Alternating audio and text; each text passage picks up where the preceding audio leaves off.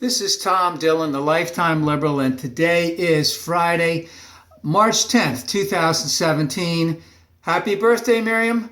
I love you. Many, many more to come, hopefully. The title of this rant will be not Mr. Minority Care, not RyanCare. How about DyingCare? So the Republicans have put forth their response to the Affordable Care Act, which they want to get rid of as quickly as possible, right away. They're not even pricing it out so far. They're trying to rush it through.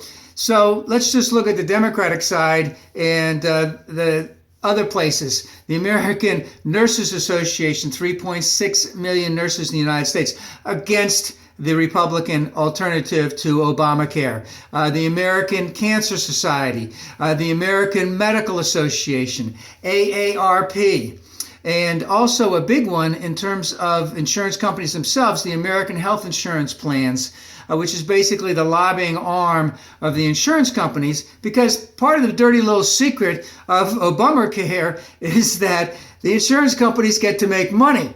All right, and they don't see it as good going on in terms of what the Republicans are doing. Now, the Republicans could care less about that because they can get through it on their own. The problem is they're having a little intramural spat with themselves right now, and no one seems to know how it's really going to come out. One Congressman, Jim Jordan, who's a big Freedom Caucus guy, he met with Mr. Minority last night and was basically saying, we're not voting for it. I'm not voting for it.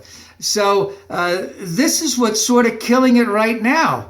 Now, if we look at the Affordable Care Act and what it offered, we compare it to, let's just say, DyingCare, we'll see that the Affordable Care Act basically sat on three things. Three pillars, so to speak, that the insurance companies were regulated. That means that they couldn't let you go for pre-existing conditions. There was no outrageous costs in terms of the whole thing, and that you could be on for life. There wasn't like a ceiling or a cap on it. The other thing is that, they provided subsidies for people so that everyone could sign up, especially those who did not have enough money. There was also another part in it that allowed a lot of other people to get on Medicaid expansion, so to speak. And of course, the way they were able to do that was there was a slight tax on the wealthy, the super wealthy, to do that. And then the third part of it was that everyone had to sign up for it, so that increased the pool. So we had to make the pool larger, so that it included people who weren't sick. We had to provide subsidies. We supplanted some of those subsidies with taxes on the rich. And of course, the fact was that everyone was paying into the type of a thing. Now, and of course, the insurance companies were okay with it because that's how basically I got through the first time, because they were going to make money, and they have made money on it. That is a dirty little secret. The Republicans don't like to talk about that end of it, but that's the way it is right now. So how come the Republicans, this is the first real legislative thing that they're trying to get through right now.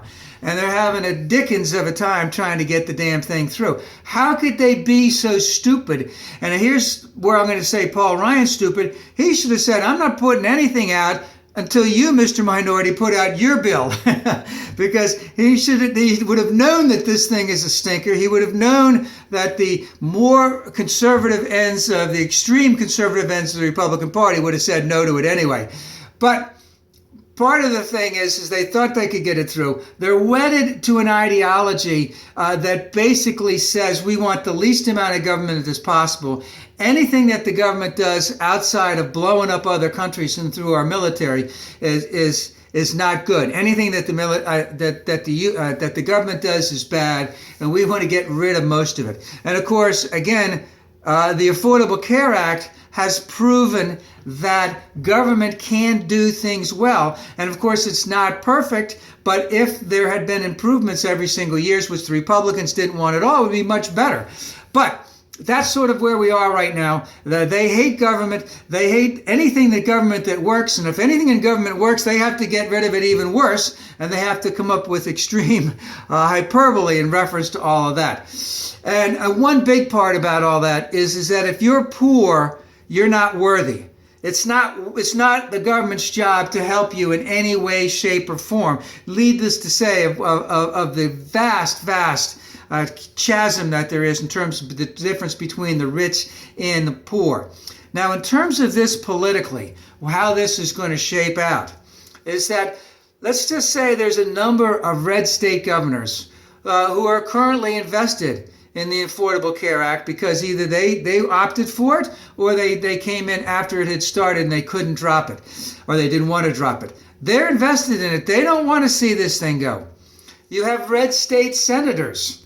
Whether or not they're invested in it in their state or the state didn't take it, it's going to be a huge issue in 2018 for those senators in red states who are up for re-election in 2018. They cannot afford to be spending all of their time in the re-election defending the fact that they voted to cut out Obamacare. They can't do that. They might, some of them might. They might have an easy time with it because they're in such a red state, but a lot of them cannot afford to do that. And then, of course, you have the House of Representatives. I don't know how many there would be to switch 2025, but if this comes out, if this gets signed right away, and I'll add 15 million, I forgot to mention that the Brookings Institute did a quick survey on it ahead of time because the Republicans have not asked the Congressional Budget Office to review it as of yet, or it hasn't come out yet, that 15 million people could lose their insurance. So if that many people lose it, that could, again, be a huge, huge issue in the House, especially in red districts that never had the Affordable Care Act or had the Affordable Care Act, and lost it. And of course, the other big thing about all of this, and this is where Mr. Minority has to be careful, is that there are a lot of senior citizens in red states who are on Medicare and on Medicaid. And of course, what they're trying to do is just butcher the hell out of the two of those types of things. And they voted for Mr. Minority. And they voted when he said he was going to make it better. And he said that he was going to protect them. They believed him when they said that. And guess what?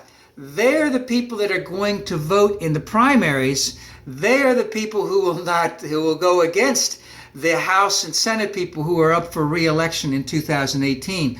So what we have here is a bill that basically sucks.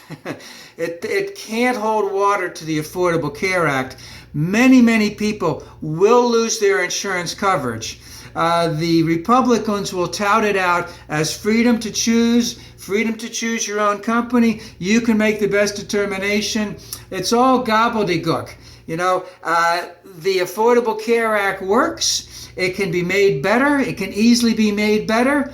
And it is helping all Americans right now. And a lot of things could be very, very potential bottlenecks, but really bad, not the right term, it could be really bad for the Republicans in 2018 if they vote to cut Obamacare as much as they're looking to cut it right now, because it could really come back and bite them in the ass.